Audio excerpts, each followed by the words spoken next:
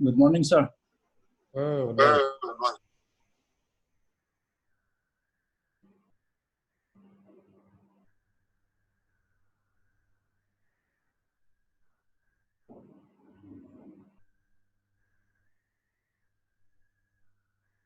Rafi, are you in a hostel or you are in at home?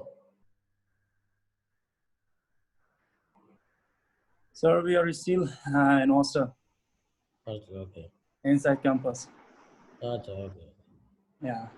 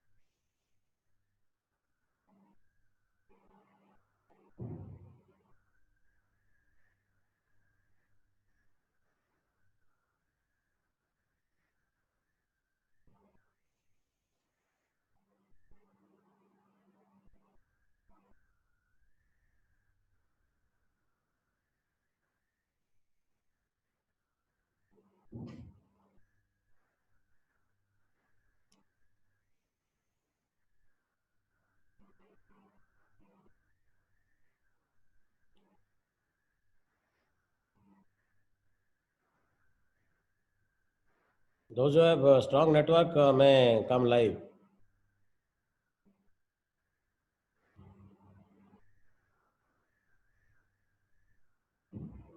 It doesn't look nice for me to talk to an impersonal system called this laptop, without human beings, without human touch. Teaching is not interesting. I should see your smiles and your sorrow, your unhappiness when I teach. Otherwise, there is no charm in teaching.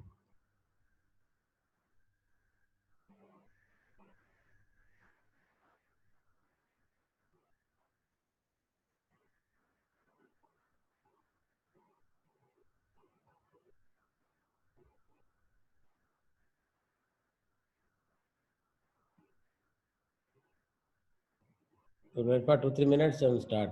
So people are joining.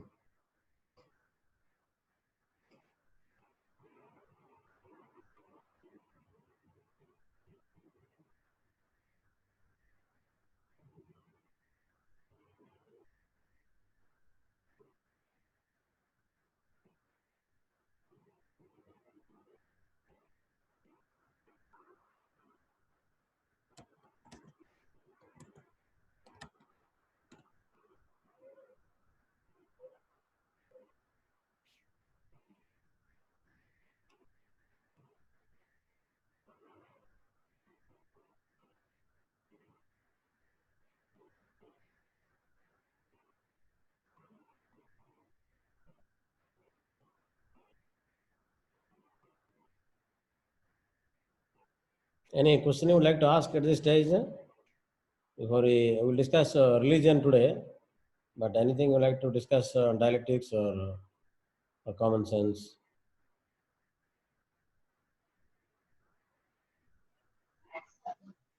Sir, Karan here. Yeah, tell me. Sir, for dialectics, what are the chapters we should look at? I sent You that. sent a book.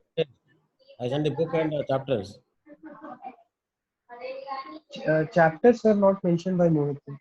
The chapters are mentioned in the mail. Check my mail. Mohit has not. Mohit has forwarded my mail. Check my mail. My message. Sir, actually, I didn't forward that mail as it is because it was a too heavy file, sir. So I'm unable to Oh, send in the mail group. So I send it in the WhatsApp, sir. Actually, so you but in that, send my mail message without attachment. yes, Then sir. they will know. And I forget to mention that the message. Sir. Send the message. They will know. Yes, sir. Okay, sir. I will do that. Sir. I think chapter 6 or 7. I don't remember exactly. 6 or Yes, 7. sir. Yes, sir. It was chapter 6 or and 6 and 7, sir. 7. Yes. Yeah.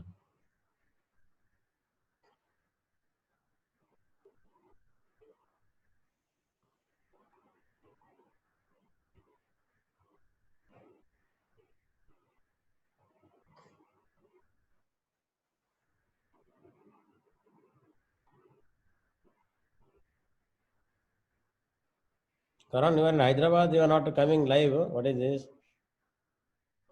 Sorry. Sir, Huh? sir, I want to come to college, sir. At least make it Which college? make it accessible for locals, sir, please. You are talking college. Where is college? This is university. University, yes. Sir.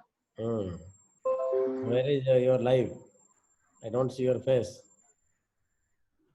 Live, yes, sir. Camera. Oh, Hyderabad. Hyderabad people should be at least alive. See, Trivandrum and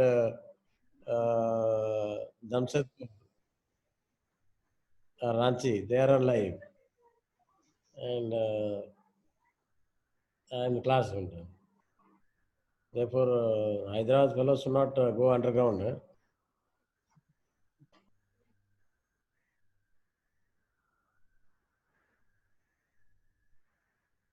Tell your dad if you don't come live, I will not take class next time. Okay. Tell him. Sir wants me to come live, then give me machine. Then he will give you machine. So,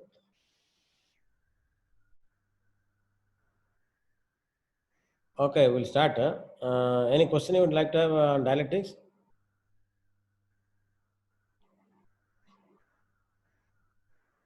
I will tell you something about law of Gramsci's. There are two contributions made by Gramsci. Other things are actually said by many other people. Gramsci's contribution lies in two aspects. One, the principle of dialectic of distincts, where he anticipates postmodern revolt against modernist thinking. Where postmodernists do talk about dialectic of difference, which is almost close to Gramsci's point about dialectic of distincts. But unlike postmodern, Gramsci argues that distincts have always moved towards unity. Unity moves towards distincts, diversity. Diversity is moved towards unity. Therefore, Gramsci also proposes a new principle of dialectical thinking. The unity of diversities, or unity in diversity, and diversity in unity. Unlike postmoderns who celebrate only diversity or difference or distincts, Gramsci doesn't celebrate anything. One of the uniqueness of Gramsci is he's not a celebratory thinker. He's a very modest and I would say he's a modest thinker, a humble thinker. Therefore, avoid celebratory thinking. Celebratory thinking is about self-glorified attitudes. Gramsci never glorifies himself, his project. He always moves towards something else than he has in him. That's exactly what he's saying in this principle. When he's saying he stands for diversity, he says diversity stands for unity. Therefore, he says diverse thinking is moving towards united framework. United framework moves towards diversities. There is nothing constant in unity or diversity. Therefore, to celebrate diversity or unity, conservatives celebrate unity, and radicals or postmoderns celebrate diversity, is partly true, partly not true. And therefore, there is a bakwas in these theories. There is a partial bakwas, not total bakwas. Gramsci won't dismiss anything. There is a partial bakwas because they try to exaggerate what they know. Therefore, there is tendency to glorify what you know. Gramsci is one of the rarest humble Marxist thinker who never glorifies what he knows. I have not come across such a glorification in his thinking. The reason why I passionately attached to Gramsci is because of this tendency to underestimate what he knows. He knows brilliantly, but he always understates what he knows. That's what is remarkable about him, and I have not come across such a Marxist philosopher in the rest of the rest of the post-war era. The only one who, as Anna Rubin argues, is the only Marxist with whom one can have dialogue. It's a remarkable statement made by, I will discuss her work on, when we talk about Gramsci and postmodernism and feminism. Hannah Holgulle argues that the book is called Behind Marxism and Postmodernism. In that, there is a chapter called Marx, Gramsci, Foucault, and Feminism. In that chapter, he argues Gramsci is the only Marxist intellectual in the world, even today, with whom one can have dialogue. Marxists are too arrogant about their knowledge, too self-righteous, too self-glorified, too self-expressive. They do not state things, they don't understate things, too confident, too triumphalist thinking. Triumphalism, or Gramsci calls it triumphalism, or I call it celebration. Celebratory thinking or triumphalist thinking is highly harmful for thinking, per se.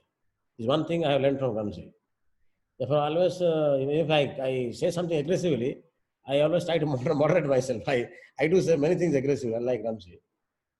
But I always try to think that, okay, Gramsci would not say this, therefore let me come down. I always scale down myself. That is one art I have learned from Gramsci.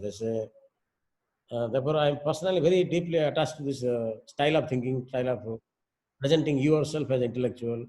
Wherever you go, you must remain humble and remain introspective. Gramsci's Marxism is highly open Marxism, therefore remains deeply introspective. Always learns from people, observes and moves ahead. Therefore, his one leg is in the postmodern. He anticipates postmodern revolt against modernism. It celebrates unity, homogeneity, and uniformity. They are central thrust of nation building, nation states. Both liberals and conservatives, nationalists talk about unity, uniformity, or homogeneity. And against this, and Marxism also fell for this. Marxists also talk about homogeneity, uniformity, etc. In the post-war era, Marxism led by Stalin and company glorified the framework of the party, and everything must be subordinate to party. So the party provides a perspective of unity, and all diversities must be subordinated, must be made secondary to party's unity. So the line of celebration of unity or homogeneity or uniformity is a typical conservative thinking, which is very popular not merely among conservatives, right-wing people, also popular in the liberal camp, liberal nationalist, also popular in Marxist nationalist or Marxist socialist. Therefore, the various brands of various ideological brands began celebrating unity, homogeneity, and uniformity against this postmodern revolt. This modernism is symbolized in this way, this logocentric thinking. That's why Derrida, Foucault attack this, and they say that truth is partial and sporadic, particular, and diverse. Therefore, multitude of truth is the most important thing. And the homogeneity modernist thinking is actually suppressing diversities. Therefore, entirely the whole project looks like right-wing thinking, and it has taken the sign out of social realities which are essentially diverse. Truth itself is diverse. Homogeneous accounts of truth are essentially manipulative accounts of truth. So therefore, postmoderns went to the opposite side. They talked about only diversity. There is no respect for unity. Unity was considered by postmodern, is still considered postmodern, as logocentric, as a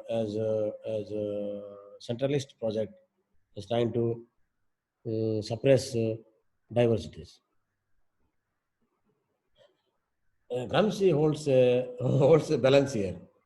He is neither with this nor with that. In retrospect, I apply Gramsci to this post-war phenomena of modernism and postmodernism, the debate in modernism, postmodernist liberal, modernist right-wing, modernist liberal, modernist left, and compare them with the postmodern revolt, which celebrates dialectic of difference as the focus of postmodernism.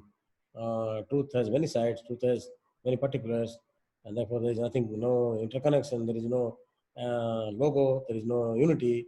To look for unity, essential unity, itself is a manipulative truth.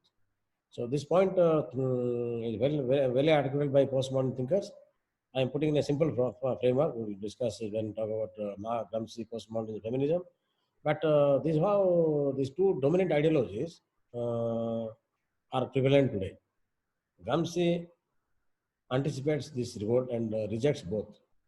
So this is a binary conflict between those who talk about unity, homogeneity, diversity, those who talk about unity, homogeneity, and uniformity on the one hand, and those who talk about diversity, particular truths, multitude truth, multitude of truth, multiple forms of truth. On the other hand, this the two binary camps, and Gramsci rejects both. He appreciates them partially and tries to synthesize them in his dialectical project. Therefore, that framework that unity leads to diversity, diversities lead to unity. There's a perpetual flow of ideas from diversity to unity and unity to diversity. Sometimes unity doesn't account for diversity, suppress diversities. Sometimes unity rejects diversities. Sometimes unity preserves diversities. Therefore, this dialectic between unity and diversity is essentially in the principle of affirmation negation. Unity negates some diversities and creates a framework of unity or uniformity. Unity also preserves diversities, affirms diversities, continues with them, and tries to advance their cause and stays connected with the diversities, and thereby it survives as a united project, united framework. Homogeneity tends to survive because it preserves diversities, and therefore, to say that diversities will harm diversities, no relation with unity, or unity will harm diversity is only partly true, partly false. It's true that diversities need to be harmed by unity. Absolutely true, because some diversities are bad. Caste diversities, utterly bad. Racial diversities, utterly bad. Diversities of between sexes, again, very bad. Therefore, you cannot preserve diversities. Some diversities are very bad. You must negate, try to counter, try to destabilize, try to deconstruct them. Therefore, postmodernism deconstruction, some diversities need to be deconstructed as well. And on what ground would you say caste is bad? What ground you say? Therefore, to say that, you require a framework of unity. And therefore, require a framework of unity to criticize caste diversities, caste segregation, racial segregation, gender divisions. Without a framework of unity, these divisions, forms of division that persist with us, cannot be overcome. Cannot be overcome. On the one, then same time, you can't think of unity without accounting for difference between men and women, and Brahmin and Dalit, which may be very genuine. The differences could be genuine not because of their Brahmins and Dalits, that's because they are two individuals. That is therefore some unity is necessary to talk about diversities. All diversities cannot be classified in terms of sexual division of labor, or caste division of labor, or class division of labor. Some diversities are natural, historical, and they prevail across time and space, from ancient till modern times. And those diversities has to be accounted differently. Some of them may be good, some of them bad. But point is, therefore, unity and diversity are linked through a principle of affirmation negation.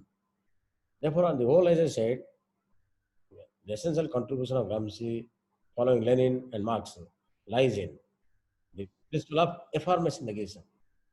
If now this principle operates in all forms of dialectics, all, everywhere. So quantity to quality and quality to quantity, this principle operates. Unity to diversity, diversity to unity, this principle operates. Law of motion, law of interconnection, all these principles, this principle of affirmation and negation, similarly conflict of opposites and unity of opposites, everywhere this principle of affirmation negation operates. Therefore, the operative principle of dialectics is not those things which I told you.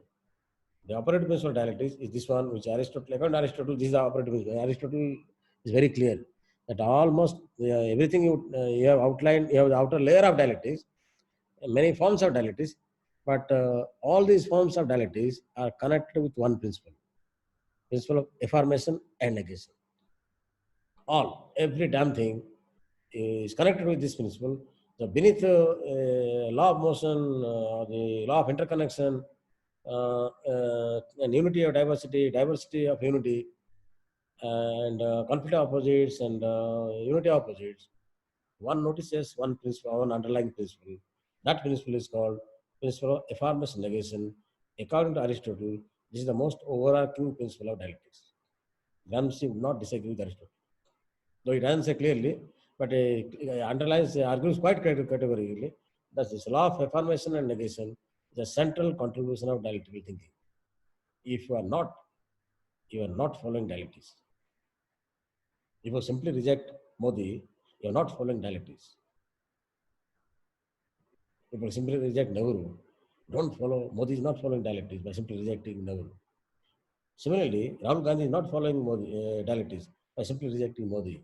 Left is not following dialectics by simply discarding Rahul Gandhi and Modi. You cannot be dialectics. Dialectics involves some aspects of affirmation, some aspects of negation, always. This is the essential contribution of Aristotle and Antonio Gramsci to dialectical reasoning, what I call positive dialectics. If you simply reject Modi or Rahul Gandhi, Modi does to Rahul Gandhi, Rahul Gandhi to Modi, which is contemporary, you know, those events, I did not describe them. Rahul Baba, Modi Baba. both undermine dialectical reasoning.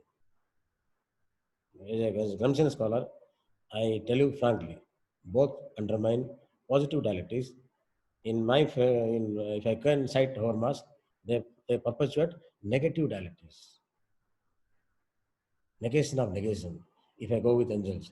Actually, they are following Engels rather than Marx. Modi is following Engels, so also Rahul Gandhi. So also the communist left. They're all big fans of Engels. Marx has gone underground and Gramsci has gone underground. Therefore, Engels is dominating the landscape across the world, and sadly so. And that has ruined the future of Marxism.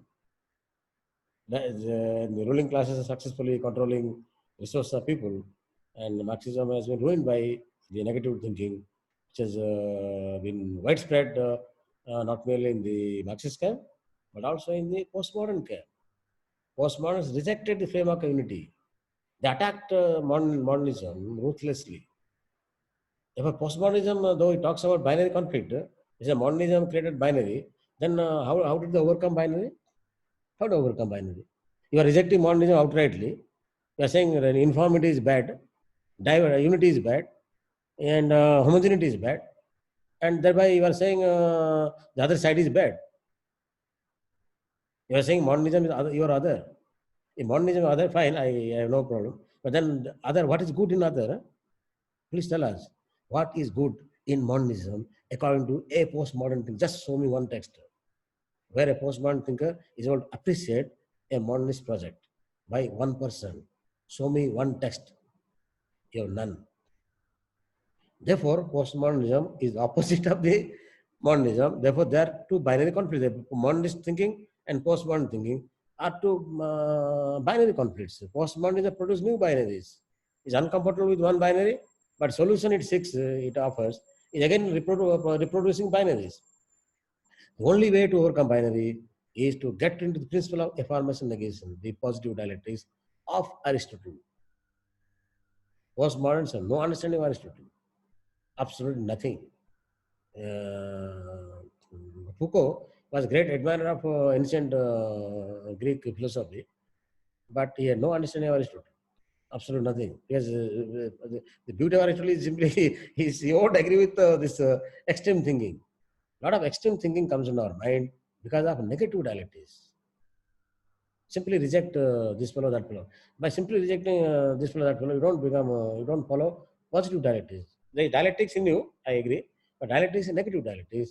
And negative dialectics is very oppressive, suffocating, destructive. It almost not merely weakens your attitude towards others, it makes you more arrogant, you are not humble, you are more triumphalist, more celebratory in character. But apart from that, those attitudinal difference, it also weakens your next step ahead. Where you don't learn from the enemy, you are trying to criticize. The enemy's strength is not your strength. The result, you are weakened by your own self. But you only criticize the enemy all the time. You will not hold the same criticism to yourself. You won't see your face in the mirror. You are holding to your enemy. So this is what affirmation negation tries to sensitize you, tries to give a attitudinal difference. So therefore, dialectics, as Rai Bhaskar says, has many forms. One, dialectical sensibility. You become more sensitive to others. You become more humble towards others. That these principles are the dialectical sensibility. That dialectical sensibility, not same dialectical reasoning.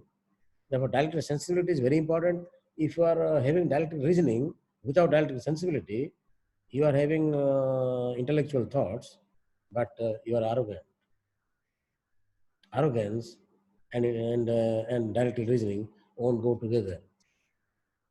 So therefore, it is important that Rai Bhaskar argues quite clearly. You see his work in the Dictionary of Marxist Thought.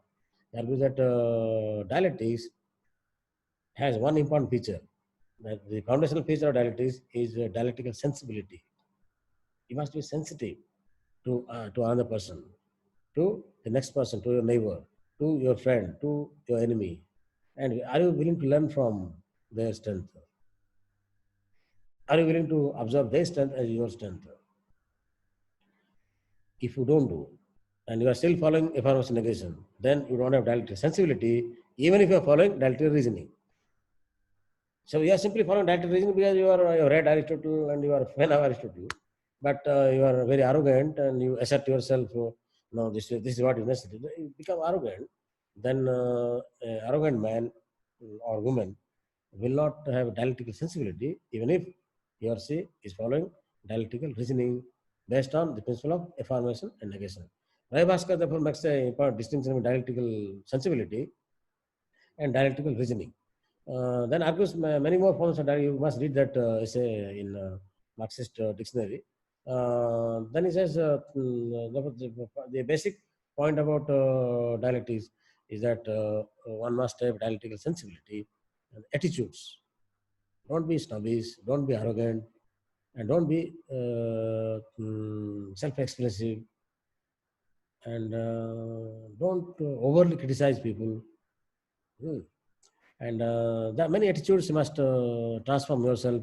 You must therefore dialectics, reasoning is one thing, but if your common sense is emotions are not properly nurtured, and you are virulent in saying things, then even if you follow dialectic reasoning, and you are intellectually equipped with the principle of affirmation negation, and but commonsensically you have not trained yourself to observe what people say, listen to people.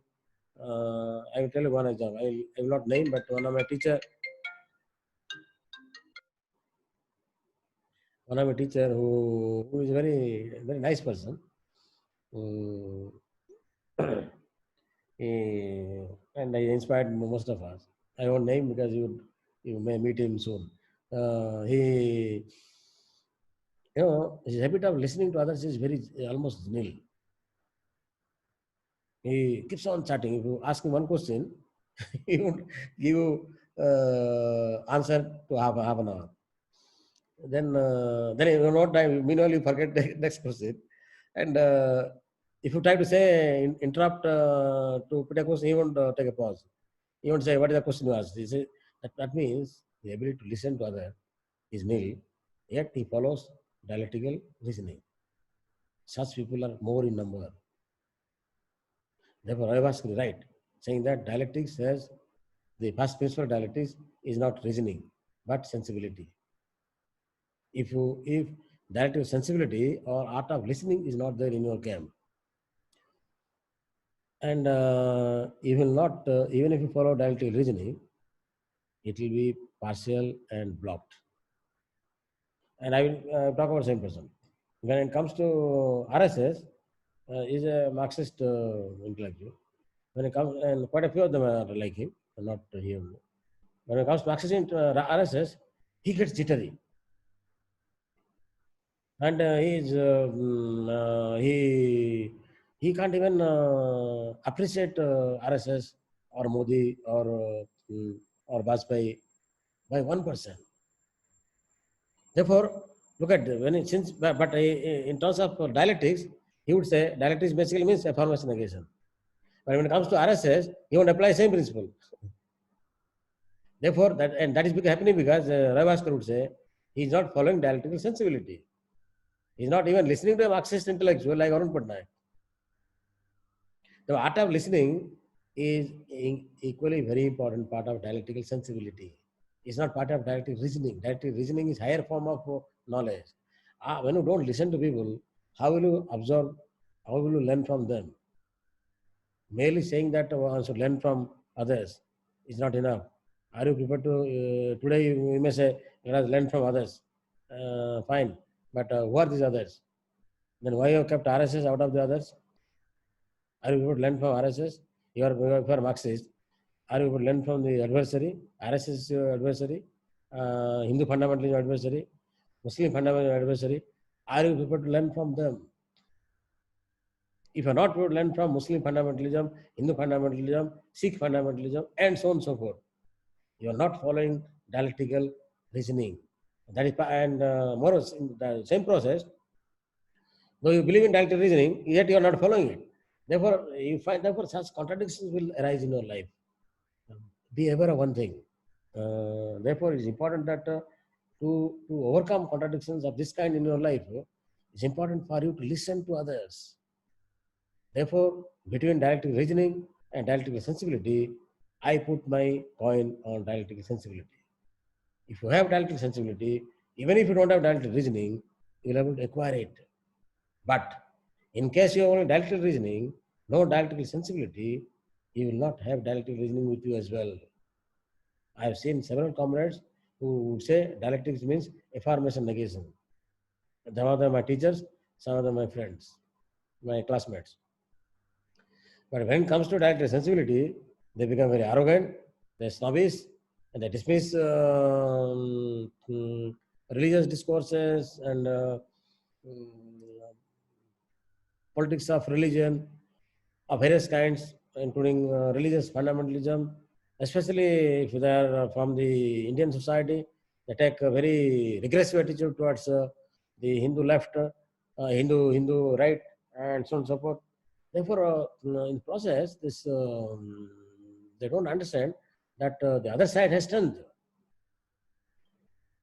And in the process, they give up the idea that dialectics is essentially about affirmation negation. You must affirm what is positive in RSS. If you can't affirm what is positive in RSS, what is the strength of RSS, then you will not be able to overcome its limitations.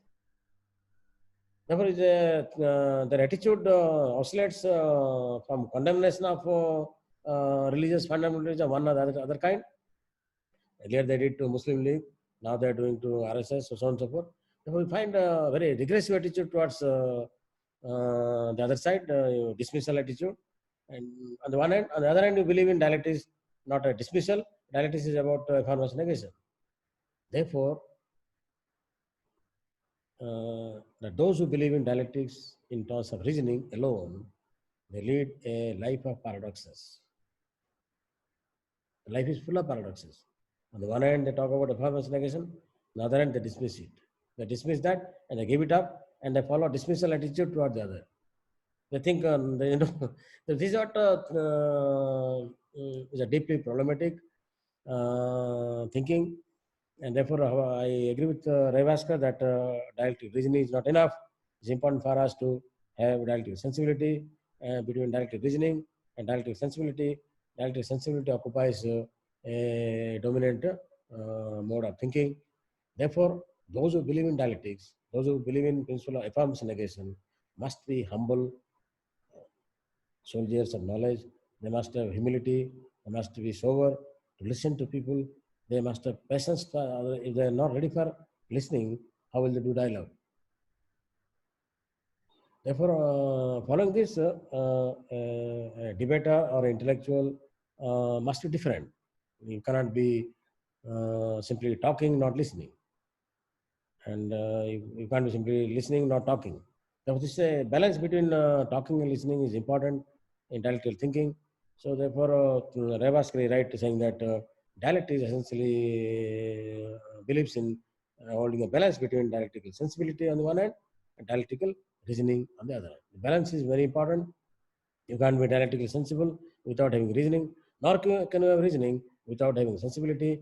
Therefore, it is important for you to combine these two forms of dialectics, and you read more, you will get to understand this thing more. Because the reason why I am saying sensibility, I find many people who believe in Aristotle, Gramsci, do not follow the principle of affirmative negation when it comes to their enemies. When you can't learn from the enemies, you don't learn anything from anybody. Because when the enemies are powerful, they are the inimical forces. If you can't learn from your adversary, then what is that you learn? What kind of dialogue is that you are doing? Dialogue among friends? Dialogue is not about among friends. Dialogue is about, look at us, Rajmohan Roy, Raja Rammohan Roy. What did he do? He carried dialogue with those who supported Sati. He didn't stay away from debate with them. He went to the conservative sitas, conservative bastions of Bengal, and frontally attacked them with his knowledge. Carried a sustained dialogue, a contested dialogue. They challenged him, he challenged them. Finally won the war. So dialectics is about such frontal direct action, facing the adversary in its den. If you can't face the adversary in its den, then you don't become dialectical person. You don't. You may have a dialectical reasoning, you don't have dialectical sensibility. And if you don't have dialectical sensibility, dialectical reasoning becomes weak and weaker. Therefore, an important balance between dialectical sensibility and dialectical reasoning. Sir, could you spell the name of the author? Roy Vaskar. wrote- So, can you spell the name? I'm not able to- R-O-Y, Roy Vaskar. Thank you. B-H-A-S-K-E-R. Okay. He has a paid book on dialectics, but that is a bulky book, about 700 pages. It is difficult for you to read. Read his 5-page note in the Dictionary of Marxist Thought. It by Tom Bottomore. That he outlines 5 forms. I gave you 2 important forms. How they play a role in dialectical thinking. So not merely reasoning, but also sensibility. Sensibility involves attitudinal changes. As I said, one must give up arrogance. Must give up arrogance will produce a binary thinking, and you must give up self-expressive thing. You must learn from others. Therefore, to learn from others, you must be willing to listen, not merely talk. And there are if you go on talking, not listening, then you don't follow dialectics again. Therefore, dialectics is like holding a balance between talk and listen, reasoning and sensibility, affirmation and negation. The balance is very important in dialectical sensibility and dialectical reasoning. So, we discussed dialectics. Let us talk about Gramsci's theory of religion. See, his theory of religion is very complex and very interesting. As I said, he's the only Marxist who wrote about 400 pages on religion and extensive work on religion. And unlike the usual left, which tries to brush aside religion as opium of the people, etc., etc., Gramsci takes a very sympathetic view of religion, though he is atheist, and he's critical of religion, but at the same time very sympathetic. Therefore, he is respectful and critical, same time.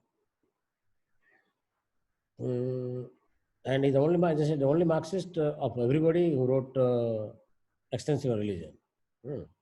In fact, when I met Charles Taylor, I asked him, "You have written on all Marxists of the world, and you've written so much on Italy's left, but I'm surprised Gramsci is missing in your 700-page volume. And you have written out Marx, Bukharin, Lenin, Preobrazhensky, Genevieve, Trotsky, and so many. The word Gramsci is missing." And so I asked him, "What is the secret story? Why you missed Gramsci?" He said, "Yeah, I write a separate volume on Gramsci. I said, you are doing rhetorical answer, but I know why you missed. And the reason why you missed is simple, because whatever you said on Christianity is already there in Gramsci. I said, reason why, and you have not mentioned Gramsci, it's fine, but you missed out his classification of common sense and religion. The result, you have not classified religious system which you are describing. Therefore, you didn't learn from Gramsci.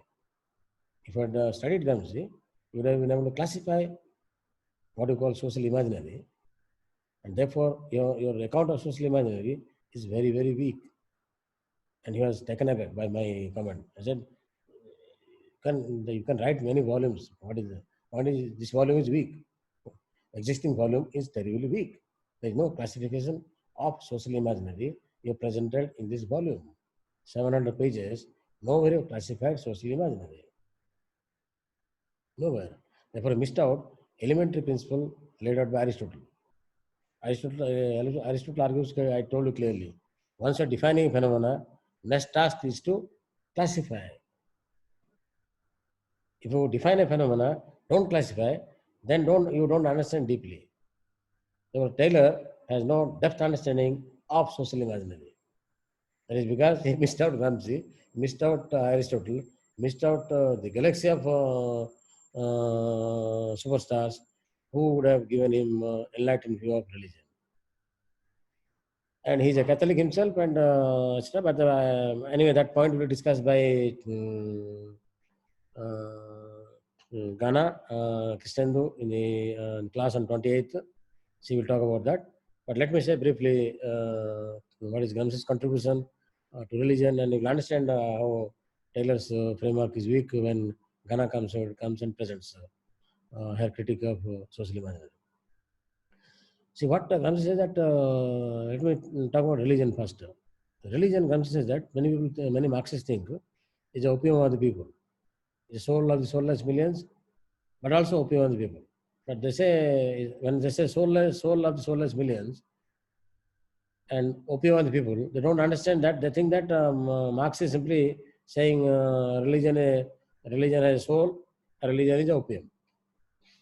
But that's actually, distinction is artificial. For Marx, opium is not to seduce people to lead a dull life. Opium is essentially used by Marx as a metaphor for therapy. Like if you notice, pregnant women are given opium in course of delivery. So that delivery becomes easy and they feel more relaxed in course of delivery. In that sense, Marx uses opium. Opium is a therapy for a pregnant woman to deliver. So similarly, opium is a therapy for human beings to act. Opium, therefore, is a therapy for people to act, people to deliver. Marx uses opium in this sense, not in sense of taking drug like Deepika Padukone and roaming around Bombay. So he's nothing like that. For Marx, opium is not a drug.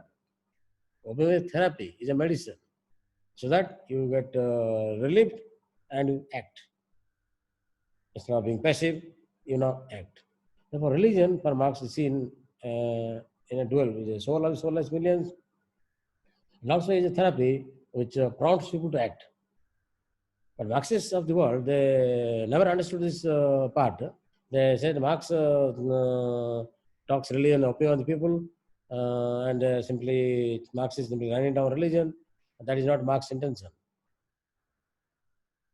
That's not the way. If it runs down religion, and why you should say religion, religious freedom must be defended by socialist state? Why you should say? And he says that in a critique of Gotha program. He says that this task of socialist state is to promote religious freedom, to promote and defend. Therefore, suppose he believes in the evolution of religion, then he would not say task of socialist state is to promote religious freedom. That is a task of socialist state to see that religious freedom withers away. He doesn't say that. Therefore, Marxists They were very uncharitable and very crude in understanding Karl Marx. And because of that, they made a mess of their own life, and the result, the intellectual thinking has declined rapidly across the world, and the right-wing tendencies have grown across the world, both the religious and non-religious right-wing, and therefore Marxism has not been able to satisfy the emotional needs of ordinary people. So that it became a high-flown art of intellectuals rather than art of common people, bearing few parts of world, few parts of Brazil, Kerala, Argentina, etc., etc. Elsewhere, it is completely gone out of the wind. Where it grew up, it has gone out of the wind. Therefore, what is important for us to understand why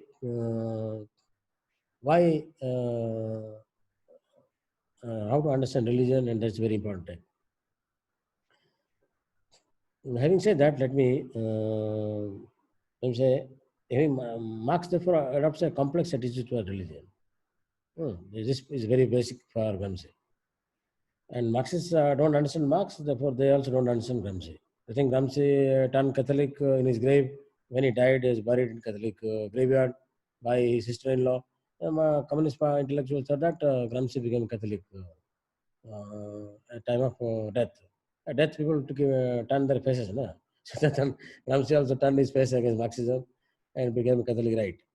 There's a rumor spread by the comrades in the jail and outside jail.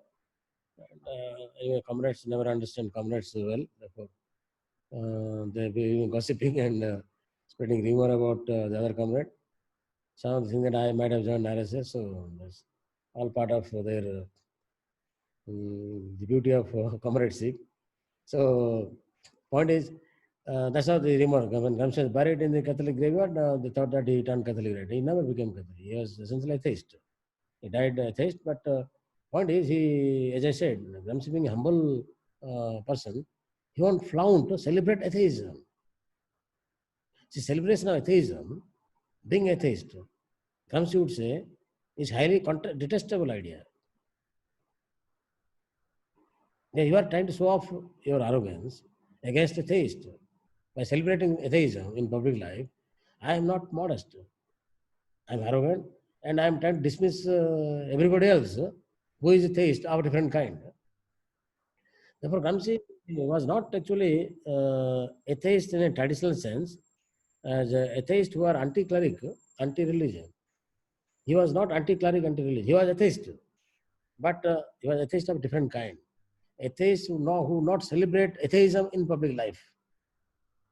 An atheist who would like to understand religion in a complex form, which I will soon tell you. He would not dismiss nor affirm religion. To be precise, he would believe in the principle of affirmation and negation of religious phenomena.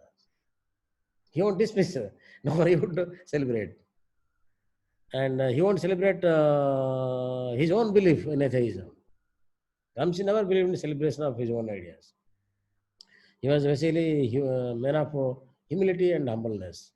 And he continued with that philosophy and sensibility and respectfulness towards an opponent. And for him, religious opponents are the most powerful opponents. So religious opponent, Catholic Church is the most powerful opponent. So for him, there's a Catholic Church is the most powerful opponent of Marxism, and he must be respectful, learn from it, and to destroy it. He believed in destruction of religion, but he said that can't happen without respecting it. You can't destroy religion without respecting it. The task is to respect, learn, observe, and then help religion disappear. He was atheist in that sense, but atheist in long run. Atheism in public life will emerge in long run. He thought the religion would be abolished, religion would be destroyed. A very, very long run. But until that happens, we must be immanent, we must be respectful, and appreciate strength of religion, absorb it, learn from it, and make the forms of domination disappear. Then religion as a dogma, as a dominating philosophy will also disappear. So he believe in the withering of religious forms. He thought that society should be atheistic in long run. Socialist, communist society should be atheistic, he thought. But that is actually ideal thing. That is ideal that can't be realized now because the task is to offer a immanent criticism of religion. You must respectful and critical of religion. If you don't respect, criticize religion, you will produce religious reaction against the progressive ideology. Therefore, task of progressive ideology is to respect and offer an internal criticism of religion and see religious those structures of domination, orthodoxy, rigidity, which religion nurtures, must be criticized, must be destroyed, and those process of emancipation, those forms of opium of people or soul of soulless millions, they must be preserved, they must be continued. So if the soul and the opium continue to survive over a long period of time, we will forget its seductive nature, its dominating nature, its exploitative, oppressive nature. Then that religion will disappear. Therefore, to do so, one should adopt a complex strategy, and that complex strategy involves, as I said, simply critical respect of religious forms of life. That's very important for Gramsci. Second point on Gramsci that Marxists usually think that religion is a superstitious phenomena. Therefore, they dismiss it out. The science should oppose superstition, and science must come out of superstition. Therefore, Gramsci argues that to think religion is superstitious phenomena, you don't understand clearly well why, despite having superstitious life, religious phenomena continue to mold practical life of millions of people. If religion is merely about superstition, then why it should matter in practical life of millions of people? Where with the science, technology, they should be able to overcome superstition. But why scientists and technologies run after religious meals?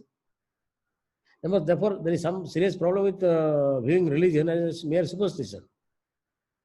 Therefore, Gramsci says that religion can't be simply seen as a mere superstition because religious life is also about life of nature, the life of human beings interacting with nature, life of individuals.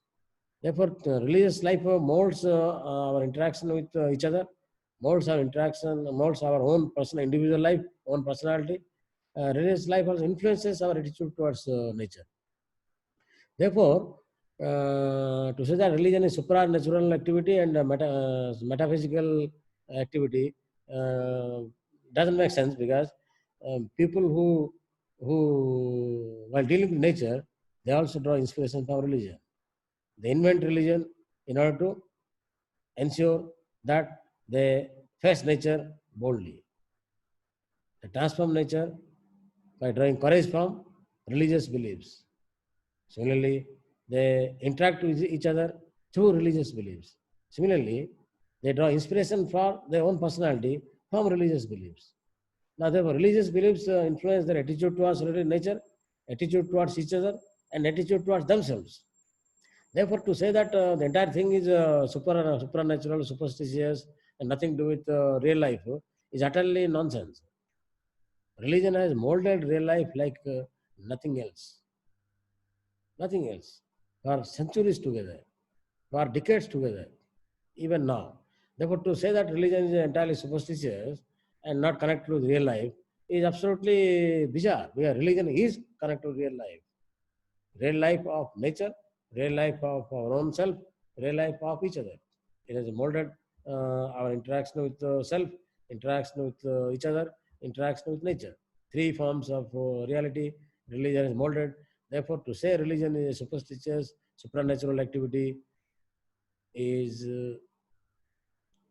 somewhat right, but absolutely wrong. Therefore, that's his take is. Therefore, he says, let us examine religious phenomena. So, religious phenomena is, as he says, religion essentially therefore, religion molds practical life. It's not simply about supernatural life. It's not simply not simply about superstitious life. It is. It is. There are elements of superstition which are in religious phenomena, but religion is not entirely superstition. That's what is happening. Superstitions do are connected to religion, fine, but sometimes superstitions are oppressive, sometimes they are innocuous. But point is, religion is not entirely a bundle of superstitions. That point is important for us to understand.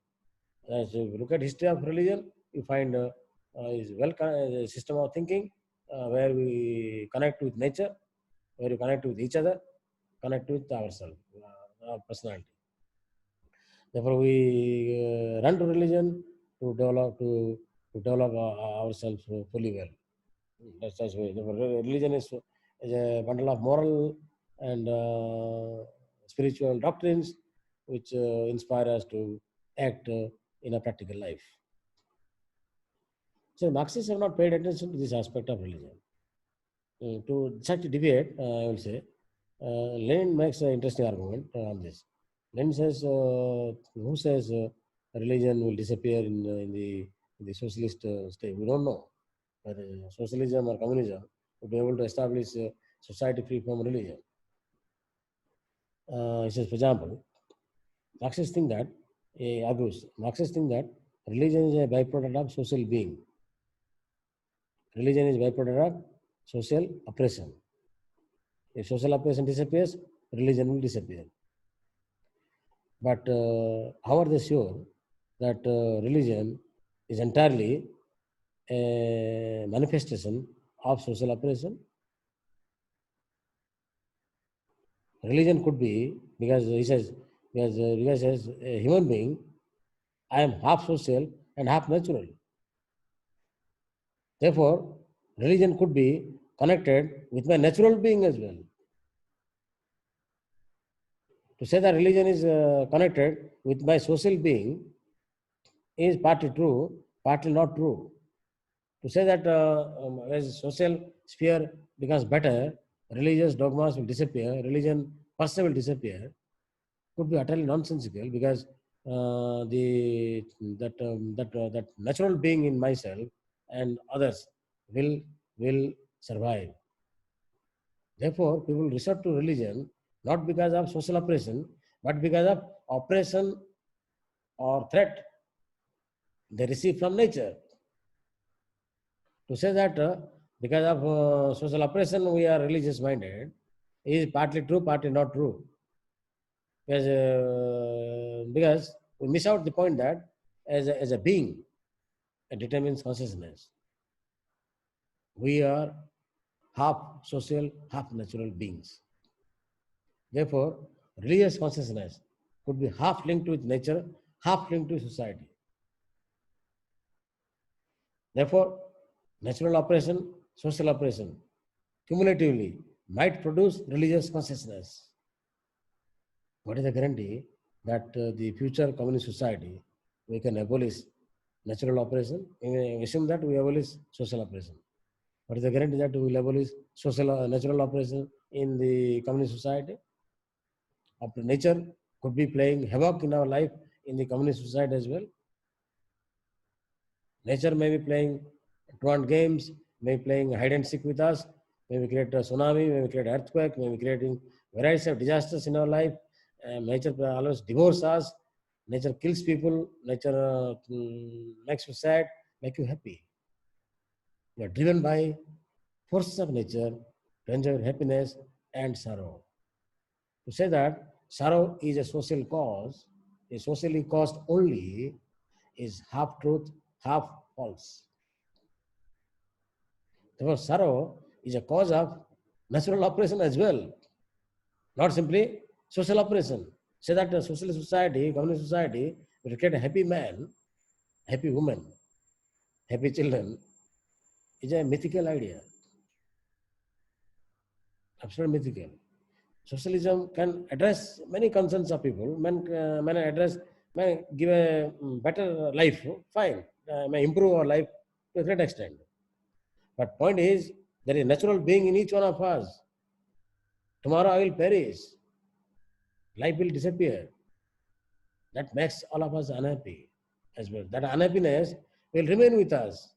The materialism, the materialist currents in us will produce unhappiness. To say that we create a communist society where men will be men, women will be happy and not unhappy is a mythical idea. The question is, we must create a society where we can cope with unhappiness. To say that we can erase unhappiness altogether under communism is absolutely mythical. But in socialist society, we may create a collective spirit which may help us to cope with unhappiness. That's all. But to eliminate unhappiness, we'll create a system which will be much more oppressive than the oppression given to us, inflicted to us by nature. Therefore, to continue that discussion, let me say that it is important for us to understand that when we say being determines consciousness, we must understand that there are two kinds of being in each one of us. The point made by Marx in German ideology, Lenin was drawing as lessons from that. Lenin was saying that there are two forms of being in each one of us, natural being and social being. Social both contribute to consciousness, both reinforce consciousness, both reinforce happiness and unhappiness. Some forms of unhappiness can overcome, some forms of unhappiness we have to cope with, some form of unhappiness will make us unhappy always. We may not even know how to cope with it. Therefore, to say that we create a rosy society and future society will be rosy and free from unhappiness and free from a lot of positive energy and no negative feeling, no alienation, it will be completely society free from alienation is utterly nonsensical. It's a utopian idea. Realism demands that, materialism demands that. We must be sensitive, humble to nature. Nature will always play a game with us. Always. Because there's not only nature outside, the nature in each one of us. No? Remember your body is a nature, a part of nature. It evolves on time. You have no control over that. You are driven by it, that's all. And to suppress that, you create disease mind. Don't try to suppress that. You will produce diseased minds. Understand the natural evolution in your body. Respect it. Because you have no control over it. Try to control it, you will create a society free from free society of diseased minds. Don't create it. So socialism will not create a society of diseased minds to control natural alienation. You get gradually alienated from yourself as you grow. So there are various forms of unhappiness, alienation, bitterness, victimization, which are natural. Harassment, natural. Therefore, you can create a society where all these things would disappear. Is a utopian idea. It's an oppressive idea. It produces diseased minds right now, not in future. Therefore, socialism is not to produce diseased minds. The task of socialism is to understand this fine balance between a natural being and social being. How do they oppress us and how they inflict unhappiness in us? And some forms of unhappiness, some forms of oppression can be eliminated. Some forms of unhappiness, some forms of oppression, we have to live with it, we have to bear with it. We can't overcome it. But then we must create institutions to help each other better. Under capitalism, there may be difficulty. And socialism, that may be possible. But to say that we will be all happy because of this is utterly nonsensical idea. This is a brilliant point Lenin makes in the work on dialectics. And basically, Gramsci was not aware of it. It's slightly different from Gramsci's understanding, but comes close to the idea of openness in Marxism. Therefore, Marxist thinking must open to religious feelings, religious sensibility, and the religious world. A religion might be a product of natural being partly and social being partly. Natural religious consciousness is partly outcome of our interaction with nature, and partly an outcome of our interaction with each other. To say that religion is a fully outcome of our interaction with each other is partly true, partly mystical. It creates diseased minds. Therefore, this is a brilliant point made by Lenin, and Leninists of the world have not grasped this point. And Gramsci also has no idea of this. And and therefore, at this point, it's very important to notice that this important intervention in the history of Marxist thinking, Marx to Gramsci, Lenin's intervention must be kept in mind, because in my view, Lenin was trying to draw our attention to a complex theory of religion, which he has not theorized, but there are complexities in that the insight Lenin has offered. It's important for us to examine that carefully, and maybe we have to go behind Gramsci while we do so. Maybe we have to go with Gramsci. I have not done that study. Actually, I want to do it. I keep telling my student that it's important to observe this Lenin spirit of openness to religious dogmas. It's important for us to understand that religious dogmas are product of not merely our social being, but the product of our natural being, and in interaction with nature, interaction with society, produce various religious dogmas, religious beliefs, religious fear, religious happiness, and hopes, so on and so forth. They are all product of this complex interaction within us, outside us, between nature and ourselves. Therefore, in this complexity, we must understand religious phenomena. But to say that religion is entirely social outcome is utterly mystical. That's the point Lenin was reacting against Marxism. That's the point we must learn and keep in mind when you try to develop a theory of religion. Having said that, Gramsci doesn't pay attention to that. He goes on his own and examines develop theory of religion and power. While doing so, Gramsci offers 4 forms of let me say that 2 kinds of classification of religion he offers. As I told you, first he defines religion. So all these definitions I told you. Religion is a therapy, religion is soul of the soulless millions, Marx. And religion is not superstition, religion is actual life, Gramsci. Religion is not product of natural being, product of social being, as Marxist thing. Religion is product of natural being, as both. And there are definitions of religion. These people try to define religion slightly differently. Maybe there are interesting similarities, but they are different from each other. Gramsci has one take, Lenin has one take. There may be, all the texts may be combined to develop a theory of religion, but I am not going to that. But it is important to keep in mind these different perspectives of definition of religion. Lenin gives one perspective while defining religion. Gramsci gives another perspective while defining religion. Maybe there is similarity between Gramsci and Lenin. Maybe there is not. I have not examined that very carefully. But we will do that soon.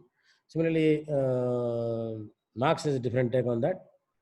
He says religion is soul of the soulless millions, and opium of the masses. Opium for him is therapy. People proactively produce energy in masses.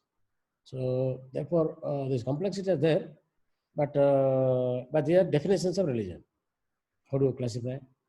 This point. Remember, once you define, next step is to classify it. Gramsci gives an interesting classification. Actually, I say 2-fold classification, 2 types of classification gives. First type of classification like this. In terms of ontology, in terms of ontic theory, the being of religion, say there are 3 forms of religion. In terms of its being, not in terms of consciousness. I am defining religion in terms of ontology as a theory of being, not in terms of consciousness or epistemology. Okay. Now, when you define religion in terms of being or ontology, it can be classified like this. So there are 3 forms of religion. One, religion as a personal God, religion as impersonal God, religion as animism or naturalism. Now, This point is made in the Prison Notebooks, fourth volume, which I will send you soon. This point he makes in one paragraph, but doesn't come back to it. He doesn't examine, but makes this point quickly and moves to his what I call epistemic classification of religion. But let me stay with this ontic classification, ontological classification of religion, or you may call it ontic, O-N-T-I-C, ontic classification of. Ontic is a word derived from ontology. So let us classify religious being in terms of three: personal God, impersonal God, animism, or naturalism. What is personal God?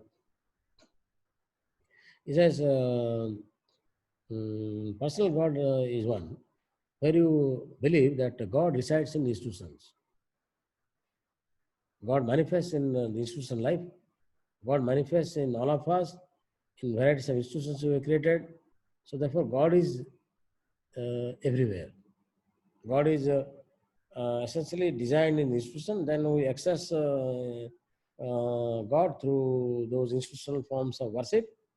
And there are priests, there are intellectuals who mediate between us and God.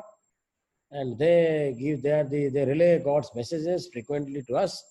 And they make us devotees of religious communities. They make us committed to society. Therefore, they perpetuate God's messages in our mind and body. And therefore, the idea of personal God is nothing but an institutional form of worship. You associate God in a particular institution. It's taken birth there, and or image is a sacred place where God is there. You must go there and learn from God's messages and go back home with God's messages and live with God. Now, this project, let me take water. Hannah takes water, let me also take water.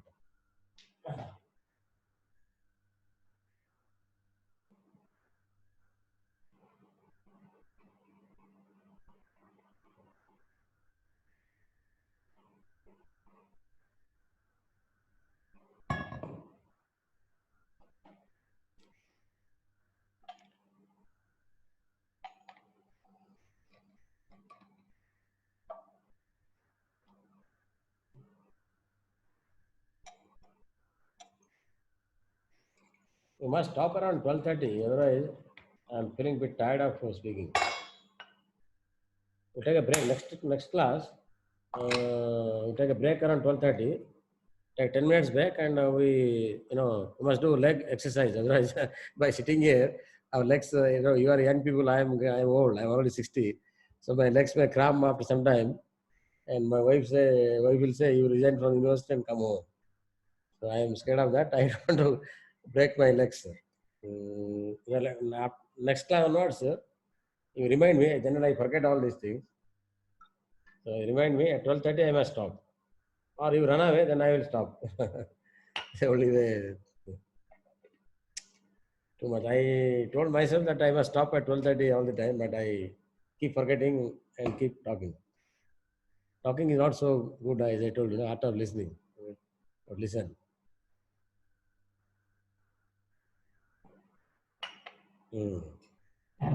So what this personal God, as I said, is institutional form of religion.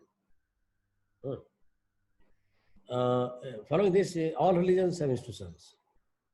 All. Christianity has churches. Islam has mosques. Hindus have temples. Varieties of temple, varieties of churches, varieties of, and then temples have churches and mosques. They have scriptures, sacred documents, and those who deliver those sacred messages of God, they are sacred people, the priests, pandas, pujaris, mullahs, and fathers. They are all sacred people. Therefore, once you have sacred people, you have hierarchy of sacred people, hierarchy of institutions. So this entire thing is called personal edifice of religion. Institutional edifice of religion is a manifestation of a personal God. Now, people get connected with the institution. They realize that God's messages must be imbibed by them, And this happens historically.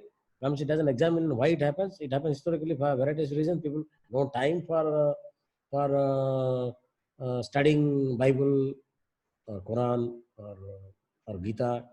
They bank on priests to help them always, and therefore the priests play a role, critical role. They may play mischief. They may genuinely, sincerely. Suppose the teacher may play mischief. Priests can play mischief. Sometimes teacher may also be honest, and priests may be honest. So the power comes in picture once your mediatory institutions playing a role here, imparting religious lessons, doctrines of God. What I read is this is the institutional form of religion. That's the Gramsci calls it personal God. It doesn't examine why personal God, what forms, what many forms, and why many forms. They are complex theories. Anthropologists have examined that. He has not examined that. However, having said that, this he pays attention to. Only one paragraph he states this point, and afterwards he describes the epistemic classification. Second, impersonal God is a revolt against the idea of personal God. Therefore, impersonal God is a God that resides in the soul of millions of people. God's message is in our heart. दिल निकाल के देखना, भगवान मिल जाएगा. Recall Hanuman. Tear the heart. You see God, Ram there. Ram is residing in my heart. You want to see Ram? I will show you much. I tear the chest and so Lord Ram residing. The Hanuman spirit is actually the idea of impersonal God. Hanuman spirit is there in Gandhi, there in Vivekananda, there in Rousseau, Voltaire, Tolstoy, many people, many, Wordsworth, Black, all romantic poets and writers. This romance, this is with God. Actually, they all are theists. They didn't believe in giving up. Gandhi was a great theist, but he said, Gandhi. Let me quote Gandhi. That's very interesting. Gandhi says, "I don't believe in temple. I don't believe in mosque. I don't believe in church.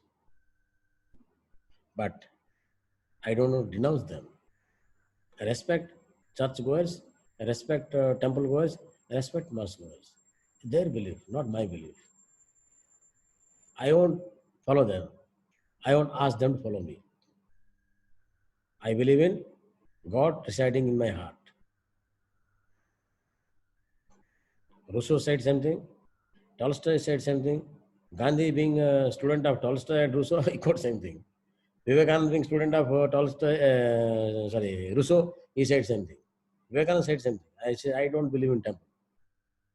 He didn't believe in Ramakrishna Temple. He said, no, not temple. Let him do Kali Puja. So I don't mind. Ramakrishna was a great devotee of Kali. So I said, let him do. Kali is in my heart. I don't go to Kali temple. Kali temple mera kaam nahi hai. So this is for my Guru.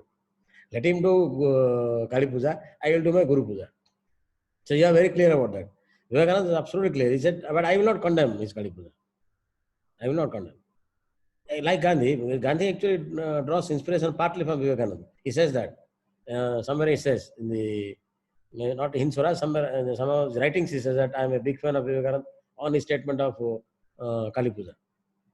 So he takes that clue and takes that idea from Tolstoy, Thoreau, and others, American philosophers. He is a big fan of Tolstoy as well. Tolstoy says same thing. Remember Rousseau's message. What does Rousseau say? That voice of people, the voice of God, the voice of million, the voice of God. That is exactly a typical idea of impersonal God. There, the God's message is there in the voices of people. God's message not in scriptures, Bible, not Gita, not in Quran. God's message is in the hearts of millions of Muslims, millions of Hindus, millions of Christians. They are religiously divided, fine. There are different messages, fine. But talk to them, you get the message. You don't have to read, go to mosque, Brahmin, or a mullah, or a father. You have to only listen to people. Therefore, this is revealed. I will give a story here. And once there was a there was a Sufi side. The Sufis were also, they believed in impersonal God. They are like Vivekananda and Gandhi. They never believed in mosque as a form of they worship. Who worship God? God is in my heart. So why I should worship God separately? I don't need rituals to worship God. I need to recite his messages in Quran. That's enough. Those Allah's messages are there in Prophet's text, and that is enough for me. So I don't need another mediator, another person to mediate Prophet's message.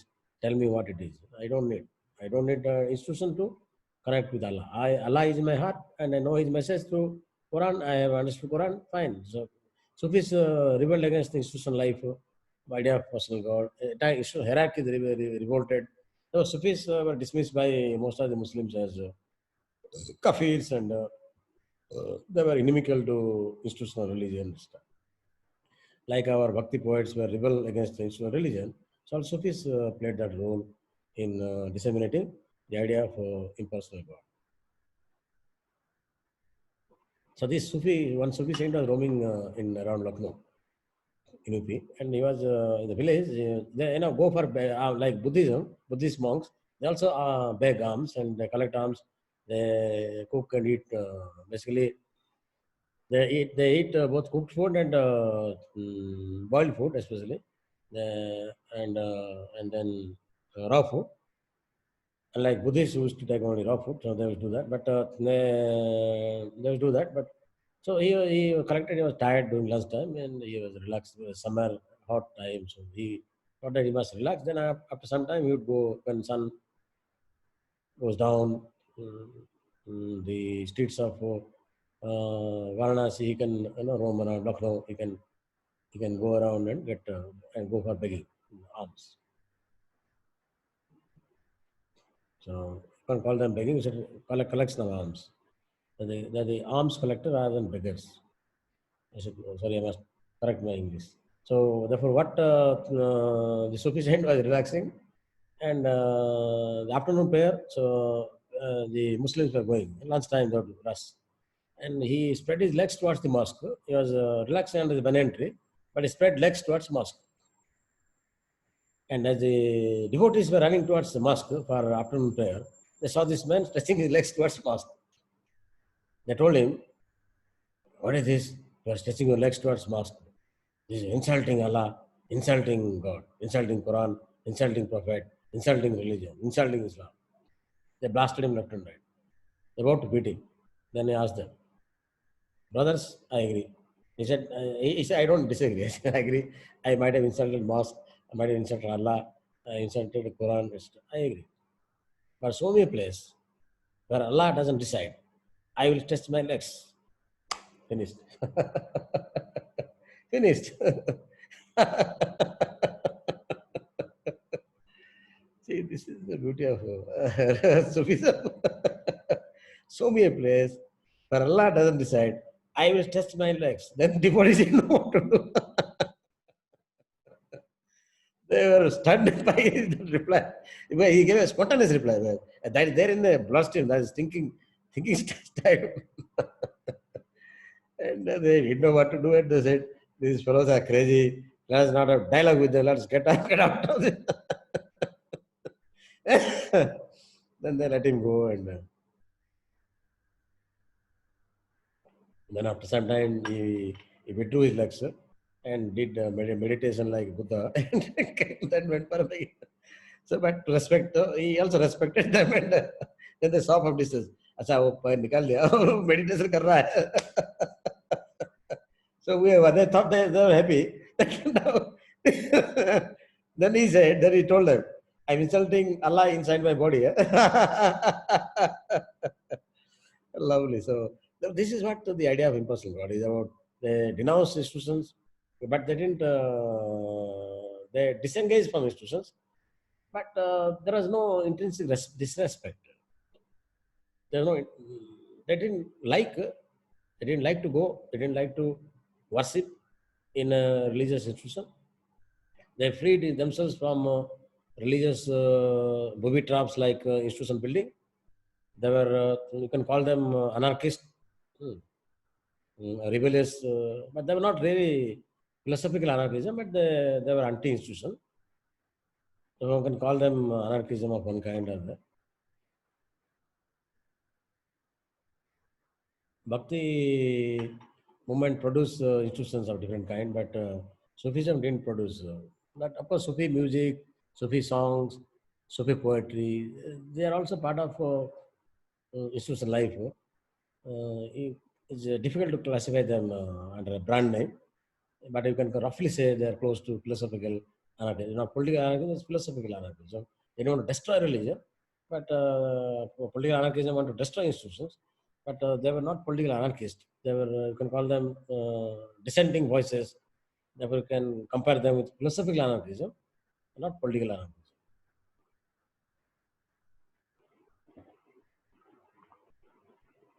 They believe in non-institutional life rather than destroying institution or weakening institution or anti-institution. They were not anti-institution, but they believe in non-institutional life. That's what Gandhi said, Sufi movement, Sufi intellectuals said, Vivekananda says same thing, Rousseau also says same thing, Tolstoy says same thing. All these people were, Rousseau was more rebellious than Tolstoy. But after some time, there is early part of Romanticism, revolt against institutional life. Rousseau believed denouncing church altogether.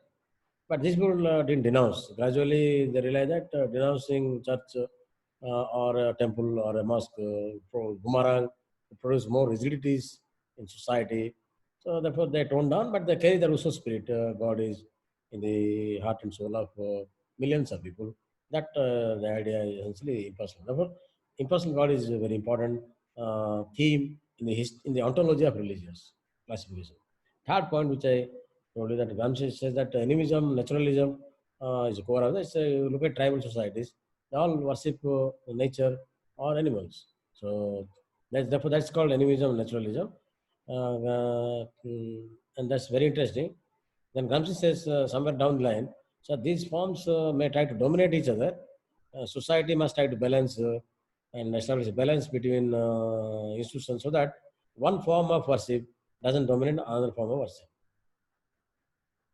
Sufis do not dominate Islam. Similarly, Islamic traditions, mainstream traditions do not dominate Sufis. Task of social institution is to moderate, do the balancing act between the impersonal God, personal God, and animism, naturalism.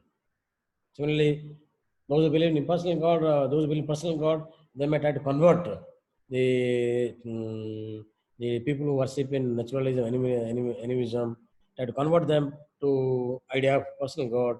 Therefore, task of state, society, civil society is to regulate this tendency to inflict injury to each other. This will produce religious fundamentalism of one kind or another. See, fundamentalism is nothing but rigidities. So, therefore, religious rigidities translated to ideology and politics will produce fundamentalism. The task of Gramsci makes a very, very pithy and one-line sentence that the task of new society, the modern society, is to hold a balance between the three forms of ontological religion. An interesting point. In fact, if you see the history of conflicts in India, you'll find that argument very interesting. More of an Indian context, conflicts happened in the tribal setting because all religions try to convert them into personal God. Hindus try to convert tribes to personal God. Christians try to convert tribe to personal God. Muslims try to convert tribe to personal God. That has led to a lot of conflict between Hindus, Christians, and Muslims. Therefore, Gramsci's warning is very, very interesting. I find the idea very interesting. And I have used that idea in course of my study on Kondamal. I found that hypothesis very, very interesting to examine. Charles Taylor missed this point. The reason why I told Taylor, but he missed this classification. Completely misses this point. He talks about everything, talks of personal God, impersonal God, enemies, everything is there. But he's not classified them ontologically. The ontic classification is completely missing in Taylor. He has all the empirical descriptions, but no attempt to classify conceptually. Therefore, he is empirically rich text, but conceptually weak. Second classification, which I told you, we'll discuss briefly and stop here. That is that epistemologically, in terms of consciousness, epistemology or theory of consciousness. So in terms of consciousness, in terms of epistemology or epistemic classification, religion can be seen as follows. Gramsci offers four kinds of classification.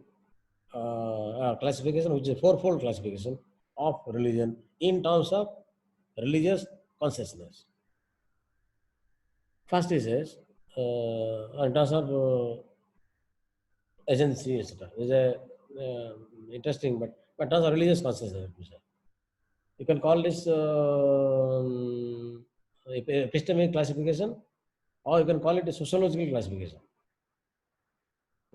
I will tell you why you can do both. For example, sometimes it classifies religion in terms of its consciousness. Sometimes it classifies religion in terms of sociological agency, which is trying to nurture that consciousness. Therefore, one can call it epistemic classification as well as sociological classification. Again, missing in Taylor, Gramsci's interesting, breathtaking argument goes like this. So there are four important points of religion in terms of sociology or epistemic classification. One, it is religion of intellectual. Second, there is religion of people. Third, there is folk religion. Fourth, there is religion of common sense, religious common sense. Let me revert here.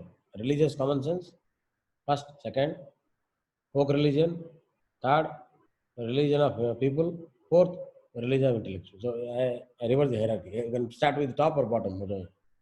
The bottom you have religious common sense, little above you have religious, you have folk religion, little above that you have religion of people, little above that you have a religion of intellectual. Therefore, hierarchy. The hierarchy, sociological hierarchy, the bottom you have religious common sense, above that, just above that you have religious folk religion, just above that you have religion of people, just above that you have religion of intellectual. Religion of intellectual dominates the rest. That's a dominant form. Therefore, the dominant form of religion is religion of intellectual. All three forms are actually part of folk tradition, part of popular tradition, all the time contesting, challenging, modifying, or adjusting with intellectual religion. So, religion of people can be classified as popular religion. A religion of intellectual can be classified as elite religion. Folk culture and religion can be classified as folk religion, and religion and common sense classified as religious common sense. Now, this classification is entirely missing in Taylor's work on social imaginary. Entirely missing.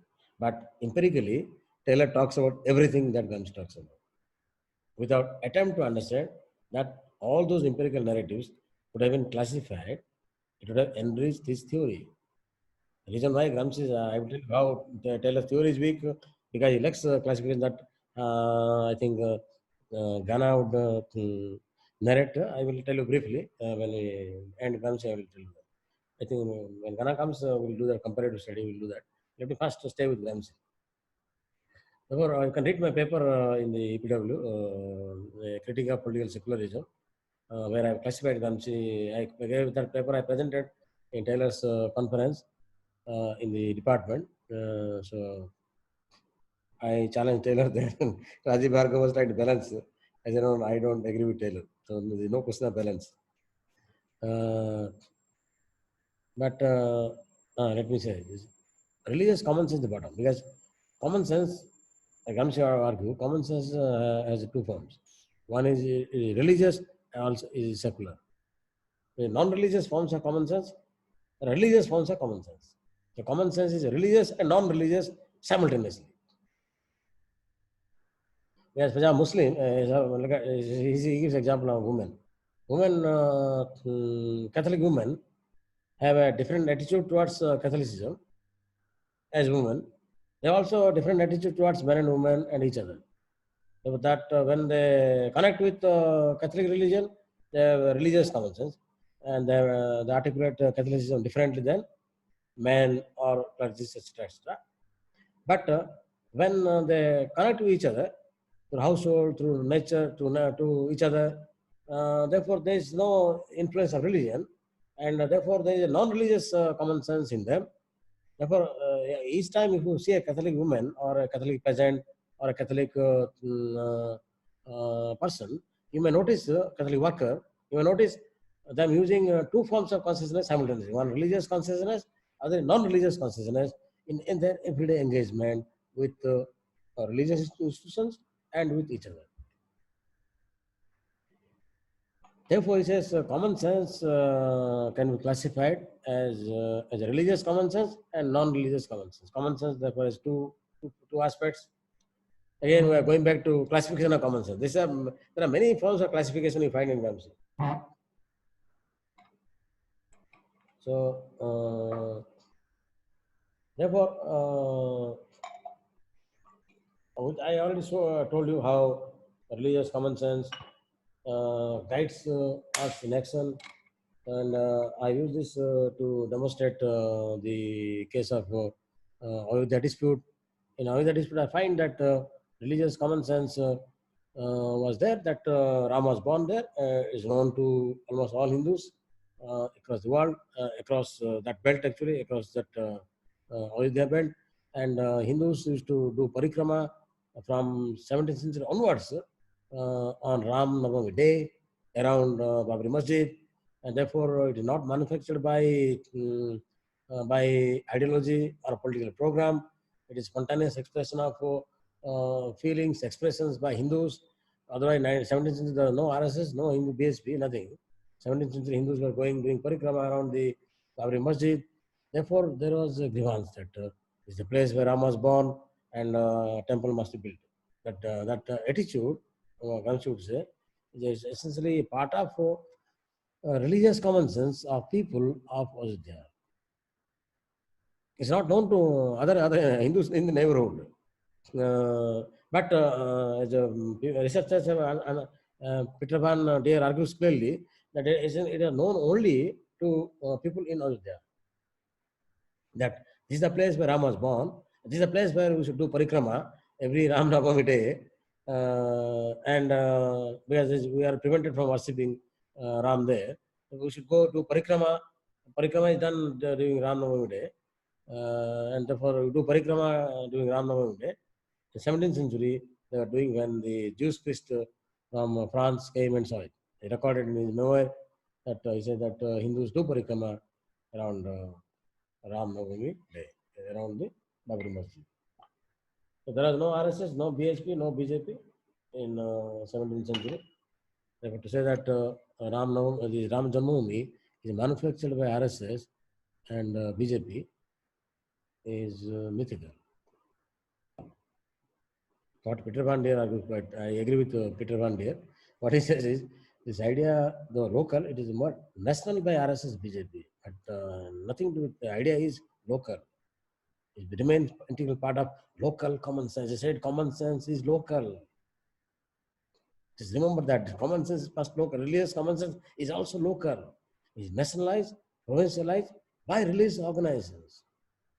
BSP first in 1949. Before that, BSP, when BSP came in 1920, they fought for it.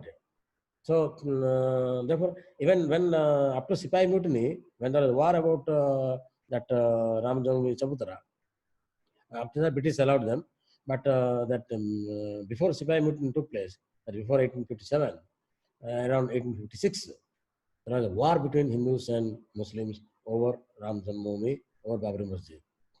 That war, many were killed. They were buried there. Muslims were buried there, and then British created a kind of partition there, and they intervened. They said separated them. Then mutiny developed. It got disbanded. They got immersed in the mutiny, Sipai Mutiny. But before that, British separated them. They created Ram Chabutara there, so Hindus could go worship there. They created a partition wall, divided Ram Chabutara from the mosque. Mosque was at a distance, and the Muslims used to worship there. In mosque, and Hindus used to worship near Ram Chabutara, and therefore that continued for some time after 1857 pact. between Hindus and Muslims arrived by British authorities.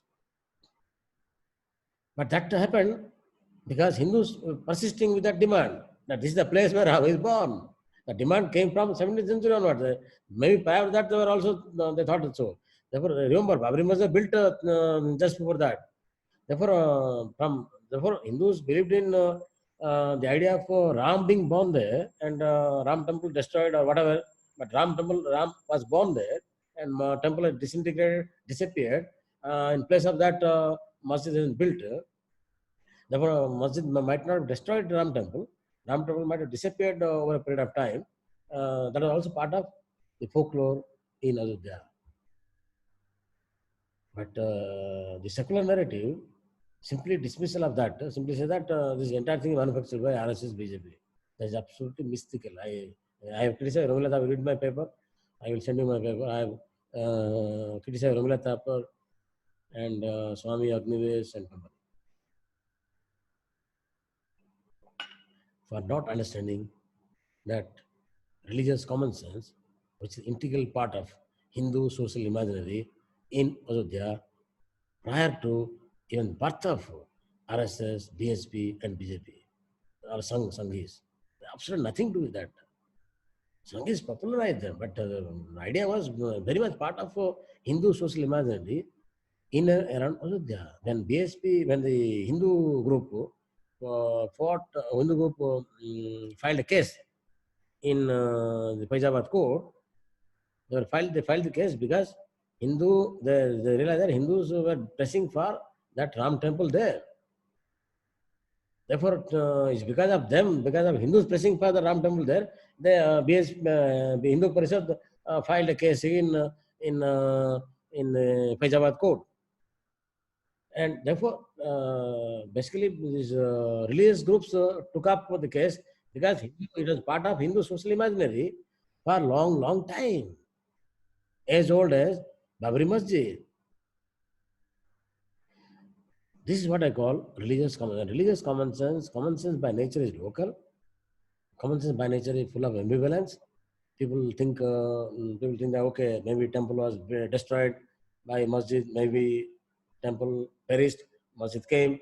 But whatever it is, Ram was born there, temple is occupied by mosque. Whatever is the story of the mosque, whether it's built on a destroyed temple or built by destroying a temple, whatever is the nature story, common people are always ambivalent about such stories. They are not very biased about, they don't think temple was destroyed or mosque was built. That is not part of religious common sense. Most of the ordinary people are very confused about that. There's a full of contradictions, full of paradoxes, full of confusion. One thing is clear. Ram is born here. That's very clear. There is no other Ram Janmabhoomi except that Janmabhoomi where they wanted to have Chabutara. That was known to them from 17th century onwards. Therefore, the story is as old as Babri Masjid. Where is being manufactured by Ramila Thapar is manufactured by BJP? Where is being manufactured? By whom? By the Jewish priest who came from France to visit India, toured across India to find out religious organizations, religious institutions across India. Did he manufacture because of RSS? Was RSS there in 17th century? What does Ramila Thapar say? Historian is not bothered evidence. This is the point with secular narratives don't understand religious common sense. Full of paradoxes, full of contradictions, but one thing is clear. They have understanding of the immediate surrounding better than most others. There's a point that Gramsci makes about common sense that is too far. Therefore, Hindus by nature believe in birthplace of their gods. Ram Janmabhoomi is derived from Hindu belief in religious institutions where God is born or incarnated or reborn or reappears. There are different kinds of, basically what Gita say. Gita argues that Krishna says, I am born in different eras. That's part of religious common sense. Gita essentially articulates religious common sense of Hindus. Gita is which came later, that actually articulates religious common sense of Hindus. God is supposed to be reincarnated again and again in order to do things for do justice to humanities. Therefore, this Hindu religious common sense, or you can see similarly Muslim religious common sense, you can simply see Christian or Sikh religious common sense, who claims different things for different. Therefore, the religious common sense varies from one religion to another. I studied this, so that case, therefore, I am giving a religious common sense of Hindus, but you can examine religious common sense of Christians, religious common sense of Muslims and Sikhs and so on, so Buddhists, and you will find varieties of religious common sense. They understand local paribhas better. They understand the local the understanding is full of paradoxes, full of contradictory claims, and you find, but yet there is some clarity. Yet there is some clear vision of what is religious life is all about. Now, this point is therefore the following comes here would say the religious common sense, like common sense, has all those features of common sense.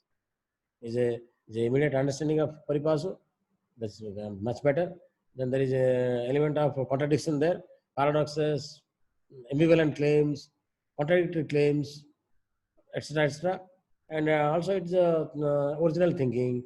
It's not a duplication of Gita or Bible, or even Gita, Bible or Quran are actually articulations of religious common sense of Christians, of Muslims, of Hindus. Therefore, and how common sense is written about it. Religious common sense written about it, and it's codified and scriptural. Scriptural noting indicates that people do believe, ordinary people do believe in. So suppose Gita talks about God being reborn again and again. That is derived from what ordinary people believe, that God is born again and again. So it's a derivative from common sense. Gita doctrine is entirely derived from ordinary common sense. Therefore, common sense has a rich repertoire of ideas. As I told you, we discussed common sense. Religious common sense may be organized, may not be organized, may be disorganized. But then organized religious common sense may take a lot more time. When organized, don't organize, it remains part of religious common sense. The organized of religious common sense may take a lot of time. For example, when RSS and when Hindu Mahasabha articulated that is a place where Ram was born, and temple was built by mosque was built by destroying it. That partially represented religious common sense, not fully. As I told you, religious common sense was quite nebulous, quite confusing, and they assumed that sometime maybe temple is built. They assume that some temple is built, temple is destroyed by mosque. Sometimes they also believe that temple might not have been destroyed, temple might have perished, and in this place, mosque is occupied. So, therefore, that confusion there in religious common sense. But BSP, Sangh at that time argued that temple was destroyed, mosque was built. Therefore, that systematic thinking comes later. But religious common sense, nevertheless, believed that this is the place where God was born. That's Gita talks about it. In that sense, religious common sense and organized activity don't go together. Don't go together. As I told you, religious common sense is full of ambivalence, full of contradiction.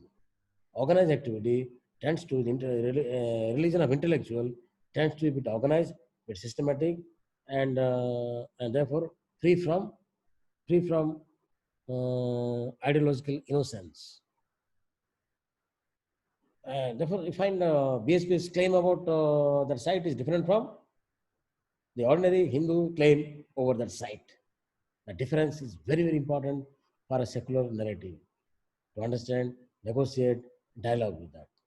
This point is completely missed by the Indian left and liberals. Completely. Ashish Nandi, Rama Agnivesh, Swami Agnivesh, Ramila Thapar, Partha Chatterjee, and almost everybody, including my teacher Sutta Kaviraj, they all missed this. In fact, once I blasted Kaviraj, I will tell you later. So, therefore, you find this complexity, and where I have written a paper on that, and nobody was willing to publish in India. I said, I sent to EPW refused to publish. I said, if you think you are the virtues of secularism, better I approach foreign journal and I get it published. I told them, if you don't publish, it doesn't mean that the end of road for my publication. Prithviraj, myself, my colleague, we went to Oxford University and we published the paper in Oxford University Journal. Not published by Economic Political Weekly, but published by Oxford University Journal. Then I sent a copy to the editor. So, you see, the point is, if this secular intellectuals, EPW or these groups, they follow political correct strategy. They don't understand common sense at all, religious or non-religious. When I publish essay on common sense, they publish. But that is non-religious common. When I talk about religious common sense, they all criticize me and they said, we will not publish your paper. Because it justifies RSS. What? Look at, first try to respect religious common sense. Then we will see how to justify RSS or not. That we will see later. Who cares? I don't bother about justifying RSS. I am worried about explaining religious common sense of Ram Janmabhoomi in Ayodhya. That's all. Whether RSS articulates, VHP articulates, that's their articulation. Articulation is partial, may not be fully connected to common sense. They may have taken up some aspects which is convenient for them to articulate. That is their business. My business as a Marxist, as an intellectual, is to explore what exactly exists in religious common sense around the dispute called Ram Janmabhoomi Babri Masjid dispute. That's all. That is my worry. And if you don't publish such a paper, fine. We'll go abroad. I went abroad and published it. So now that point is important. Let me stop here. So what you find is the complexity in religious common sense, and sometimes, as I showed you, it's very original. And in fact, the organized groups try to duplicate rather than common sense duplicating organized activity. Therefore, to stay with Gramsci, like common sense, religious common sense retains original thinking. Is not manufactured by elites. Actually, it helps elites to manufacture ideology, but it doesn't manufacture by elite. Also, their case is very clear. Third, second, it is it gives a idea of immediate surroundings, much better than the elite ideology. Third, it's full of paradoxes, full of contradictions. All this I noticed in religious common sense in the context of Ram Janmabhoomi dispute. All this in Ayodhya. Therefore, Gramsci is much more right. If I suddenly feel that Gramsci is talking about Ayodhya, remarkable the way that man grasps religious common sense. Absolutely phenomenal. So we'll stop here and we'll discuss the other three forms in the next class. And so already we would like to ask questions. 5 minutes time, you can 5-10 minutes. Let us discuss if you have any question to ask.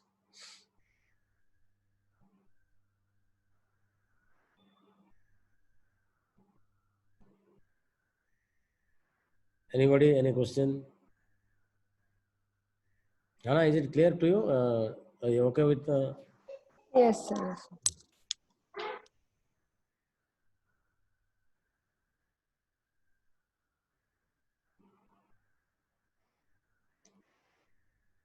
So next class will break around 12:30.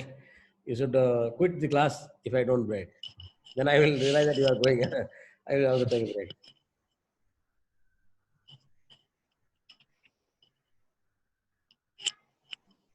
Karan, you must come with live. Otherwise, I am not taking next class. Okay. You tell your dad. Patnaik sir is saying he must give me a laptop where I can see Patnaik sir. Give me. Otherwise, he is not coming to class. Tell him. Okay.